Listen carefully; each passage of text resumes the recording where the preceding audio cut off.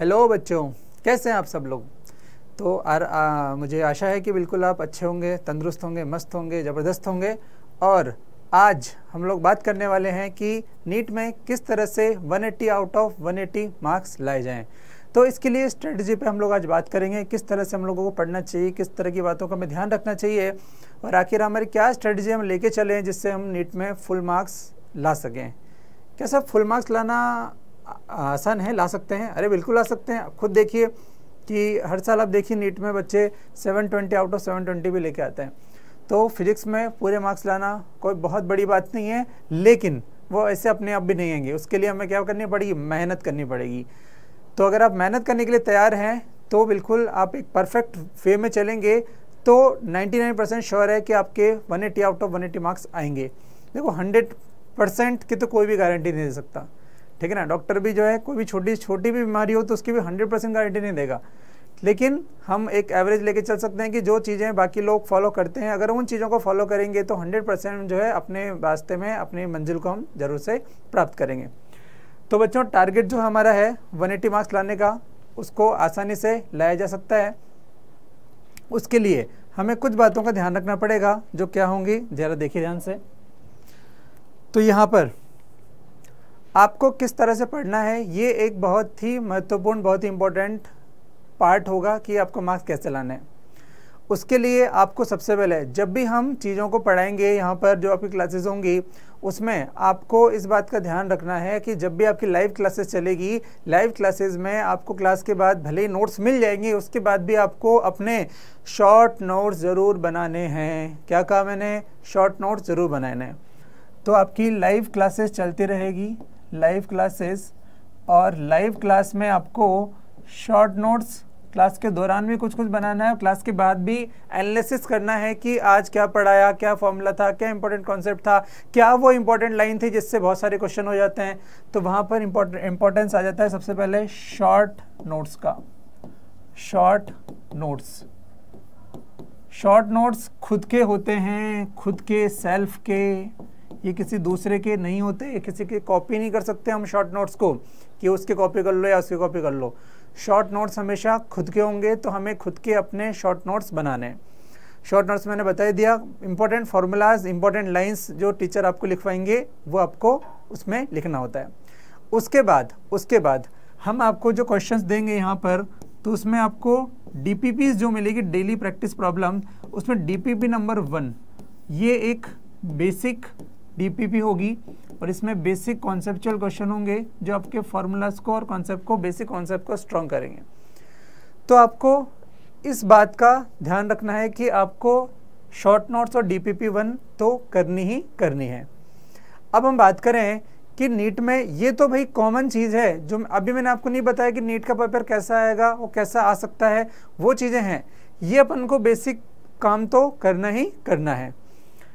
DPP मिल जाएगी, उसके अलावा आपको कुछ हम क्वेश्चंस देंगे, उसमें से आपको एक्सरसाइज 1 ये बातें कॉमन है आपके लिए, कॉमन, सब बच्चों को ये करना ही करना है। अब हम एक नज़र में ये भी देख लेते हैं कि आखिर नीट का पैटर्न कैसा होता है, क्या क्या पॉसिबिलिटीज़ है क्वेश्चंस आने की और क्वेश्चन कैसे आते हैं। तो ध्यान से देखें, हमें वहाँ बिल्कुल नहीं पता कि वहाँ पेपर में क्या आने वाला है।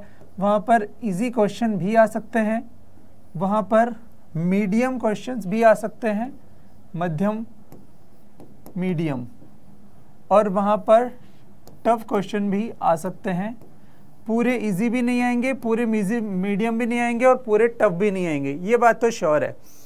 अब जो क्वेश्चंस वहाँ पे आने वाले हैं उसके लिए हमारे पास देखो, यहाँ पे हो तो कुछ भी सकता है। यहाँ पर जो है 30, 10, 10 ये भी पॉसिबिलिटी है, या फिर 10, 10, 30 होने में तो ये भी पॉसिबिलिटी है। 100% नहीं आएंगे, वैसे तो ऐसा भी नहीं होता, जनरली इजी ज़्यादा आते हैं, फिर कुछ मीडियम, फिर कुछ टफ, लेकिन फिर भी हमने एक लेके चलें कि यार आ कुछ भी सकता है वहाँ पर। तो उसके लिए हमारी तैयारी कैसे होगी? हमें कुछ इस तरह से तैयारी करनी है कि हम इजी होंगे तो भी अच्छे मार्क्स ले आएंगे। इसके अलावा हमारे पास अगर क्वेश्चंस टफ होंगे, टफ में भी हम मार्क्स लेके आएंगे, और अगर बाई चांस उसने कसम खा ली कि आज इनकी तो वाट लगानी है और टफ क्वेश्चन आ गए, तो भी हमारे पास कुछ स्ट्रेटजी ऐसी होनी चाहिए कि हमारे पास कैसा भी पेपर आए वो लगभग 99.99% हम लोग श्योरिटी से बात कर पाएँ कि यार हम उस पेपर को पूरा कर पाएंगे और 180 आउट ऑफ 180 मार्क्स ला पाएंगे। उसके लिए क्या करना है, ध्यान से देखें। जो मैंने आपको ये लिखा था short notes plus DPP exercise 1, ये काम करने से हमारे इजी फॉर्मेट के क्वेश्चन हमें 100% बन जाएंगे, 100% बन जाएंगे। इजी फॉर्मेट के क्वेश्चन जो है, अगर अपन ने ये चीज़ों को वर्क किया कि अपन शॉर्ट नोट्स डीपीपी एक्सरसाइज 1 के क्वेश्चन कर पा रहे हैं, तो अपने ये फंडामेंटल इजी क्वेश्चंस अपन से 100% बन जाएंगे। ठीक है, जब भी हम क्वेश्चन करेंगे नोट्स के क्वेश्चन या डीपीपी के क्वेश्चन, तो याद रखो कुछ बच्चे क्या करते हैं, उनको पता है कि फॉर्मूला क्या है, F = ma, तो A = क्या, F/m, तो बच्चे बस सोचते हैं F इतना है, M इतना है, अपॉन करो और आंसर लेके आओ। नहीं, आप हमेशा फॉर्मूला लिखो। कुलाम लॉ का फॉर्मूला लिखना है, मान लो K=Q1Q2/r², कुछ बच्चे बस मन में कर लेते हैं। अगर आप में क्षमता है, अच्छी बात है, लेकिन फिर भी आप ट्राई करो कि आप फॉर्मूले को लिखो। जितनी बार फॉर्मूला लिखोगे उतनी ज़्यादा अपन को याद होगा। याद करने का ब्रह्मास्त्र है बच्चों लिखना। अगर आपको कभी भी कोई चीज़ समझ में ना आए कि टफ लग रही है, अरे उसे एक बार लिखो, लिखने से चीज़ें बहुत आसान हो जाती है। ये बहुत से बच्चों का एक्सपीरियंस भी होगा, और बाकी हम अपना एक्सपीरियंस आपको शेयर कर रहे हैं, आप उसका सीधा फ़ायदा उठाइए कि ब्रह्मास्त्र है। अगर कहीं भी आपको समझ में आने में दिक्कत है, आप उसको लिख के पढ़िए, लिखोगे याद होगा, बहुत सिंपल सी बात है। उसके बाद मीडियम के लिए अपन यहाँ पे बात करें, तो मीडियम के लिए जो कॉमन मैंने तरीका बताया था, वो कॉमन तो है ही सही। कॉमन तो कभी भी, इसलिए वो कॉमन था, कॉमन तो ऐसे। What was common? कॉमन क्या था भाई? कॉमन ये था शॉर्ट नोट्स और डीपी पर एक्सरसाइज 1, ये तो है ही सही। इसके बाद आपको मीडियम के लिए जो है, हम यहाँ पर डीपीपी लेवल नंबर 2 देंगे आपको, डीपीपी लेवल 2। ये आपको क्लास के दौरान मिलते जाएंगे, अलग से आपको क्वेश्चन समझेंगे। इसके अलावा आपको ये भी करना है, और इसके साथ साथ में आपको प्रीवियस ईयर के क्वेश्चंस, प्रीवियस ईयर के क्वेश्चन एंड आपको प्रीवियस ईयर के एम्स के क्वेश्चंस करने हैं। एम्स के क्वेश्चंस करोगे, डीपीपी नंबर लेवल 2 करोगे, और इसको एक्सरसाइज नंबर 2 हम आपको देंगे। एक्सरसाइज नंबर 2 में आपको इसी तरह के बच्चों क्वेश्चंस मिलेंगे। तो एक्सरसाइज नंबर 2 और डीपीपी का जो है लेवल नंबर 2 करोगे, प्रीवियस ईयर के एम्स के क्वेश्चंस करोगे, तो आपका ये जो मीडियम क्वेश्चंस का क्राइटेरिया है, ये आप पार कर पाओगे।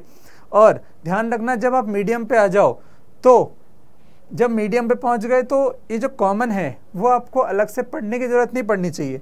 यानी कि मैं आपको ये बोल रहा हूँ कि जब आप मीडियम लेवल के लायक अगर बन रहे हो, उसका क्या परिभाषा है, उसका कैसे हमें पता चलेगा कि आपको ये कॉमन चीज़ है। यानी कि आपको तब फॉर्मूलाज वगैरह तो अच्छे से याद होना चाहिए भाई। ऐसा कभी नहीं होना चाहिए कि मीडियम पे पहुंच गए और उस समय फॉर्मूला जस्ट पढ़ रहे हो कि फॉर्मूला देखना पड़ रहा है। हाँ, लेवल 1 के लिए आप जो है यहाँ पर इजी के लिए आप फॉर्मूले पढ़ो, भूल गए कोई बात नहीं, फॉर्मूला देखो। इजी के लिए जितनी बार आप कॉपी खोलोगे उतना अच्छा है, आपको फॉर्मूले याद होंगे, आप लिखो। मीडियम के लिए ऐसा नहीं होना चाहिए, बेसिक फॉर्मूलेज आपको याद होना चाहिए। और ठीक है, किसी टफ कॉन्सेप्ट में आपको देखने की ज़रूरत पड़ रही है तो दैट्स नॉर्मल, कोई दिक्कत नहीं है, लेकिन आपको बेसिक फॉर्मूलेज याद होने चाहिए। अगर आप मीडियम क्वेश्चंस कर रहे हो और आपको बेसिक फॉर्मूले में गड़बड़ नहीं हो रही है, वहाँ अटक जाओ, कोई दिक्कत नहीं है। वो कोई हो सकता है कॉन्सेप्ट में अटक गए हो, चलेगा, लेकिन आप इस मामले में प्रैक्टिस करते रहिए। आपको प्रैक्टिस करनी है इसमें। ये क्या हम बोल रहे हैं, प्रीवियस ईयर की क्वेश्चन एक्सरसाइज 2 है ना, लेवल नंबर 2, इसमें आपको प्रैक्टिस करनी है। तो आपके हर चैप्टर की अगर ये प्रैक्टिस करते रहोगे तो आप मीडियम क्वेश्चन के लायक भी बन जाओगे। इसके बाद टफ क्वेश्चन के लिए आपको क्या करना है, टफ क्वेश्चन के लिए आपका इजी और मीडियम का काम हो गया। मतलब अपन को बेसिक फॉर्मूलेज अच्छे से आते हैं, बेसिक फॉर्मूला ये अपन को अच्छे से आता है, और अपन को मीडियम क्वेश्चन भी आते हैं। बच्चों टफ क्वेश्चन, टफ नाम देखो, हमेशा मैं बोलता हूँ टफ नाम की कोई चिड़िया नहीं होती, लेकिन वो टफ कैसे बनाया जाता है कि 2-3 छोटे छोटे कॉन्सेप्ट को मिक्स कर दो, वो टफ बन गया हमारे लिए। Simple as it is. छोटे छोटे 2-3 क्वेश्चन को मिला दो। तो अगर आपके फॉर्मूलेज क्लियर है, आपसे सिली मिस्टेक नहीं होती है, नो सिली मिस्टेक, इसमें सिली मिस्टेक की गुंजाइश नहीं होनी चाहिए, नो सिली मिस्टेक। अगर यहाँ पर अपने ये सब चीज़ें क्लियर है कि सिली मिस्टेक नहीं होती है, बेसिक फॉर्मूले हम नहीं भूलते हैं, मीडियम क्वेश्चन हम कर लेते हैं, तो उसके बाद जो है आपको कुछ नहीं करना, आपको अपने आप को हम आपको सब प्रोवाइड करेंगे, आपको हम और हायर लेवल की एक डीपीपी देंगे और उसके साथ आपको कुछ क्वेश्चन जेईई मेंस के हम प्रोवाइड करेंगे। तो यहाँ पे आपको एक्सरसाइज थर्ड ऑब्लिक यहाँ पर आपको जेईई मेंस के, अगर आप इतनी हिम्मत रखते हो कि सर आप 180 आउट ऑफ 180 ही चाहिए, तो देखो उसकी स्ट्रेटजी है।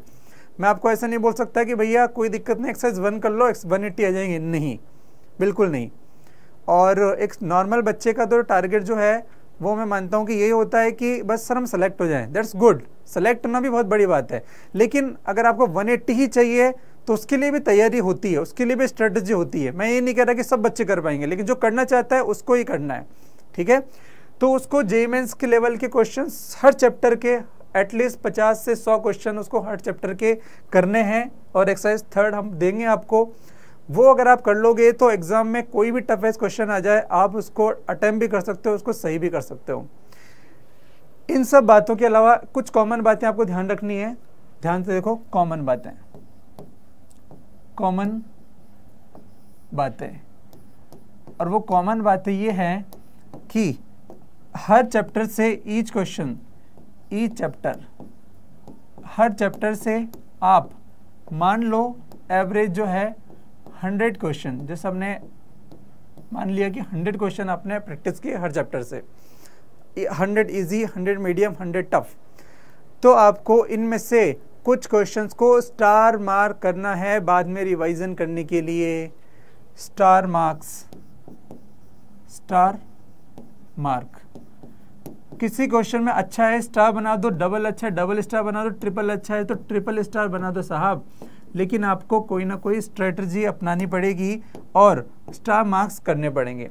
उन स्टार मार्क्स को रिवीजन भी हमें करना है। हमें ऐसा बिल्कुल नहीं करना कि जस्ट क्वेश्चन किए जा रहे हैं, रिवीजन भी करना है, अपने ही किए हुए क्वेश्चन को भी हमें रिवीजन करना है। ये भी एक रिवीजन का पार्ट होता है। बहुत सारी अननेसेसरी बुक्स के चक्कर में कभी नहीं पढ़ना। अपने टीचर से हमेशा कंसल्ट करो क्या बुक करनी है, हमारे प्लेटफॉर्म पे हम आपको सब बताएंगे। तो आपको टीचर से कंसल्ट करना है क्या बुक्स करनी है। कभी भी अगर आप इस चक्कर में फंस जाओगे कि ये बुक ले वो बुक ले, गलती हो जाएगी, कुछ नहीं हो पाएगा। तो अपने आप को एक लिमिटेड एरिया में रखें कि यही करना है। अगर उद्देश्य मेरे सामने है कि यार वही उद्देश्य है तो मैं उसको फोकस भी कर सकता हूँ, उसमें जाने के लिए रास्ता भी बना सकता हूँ।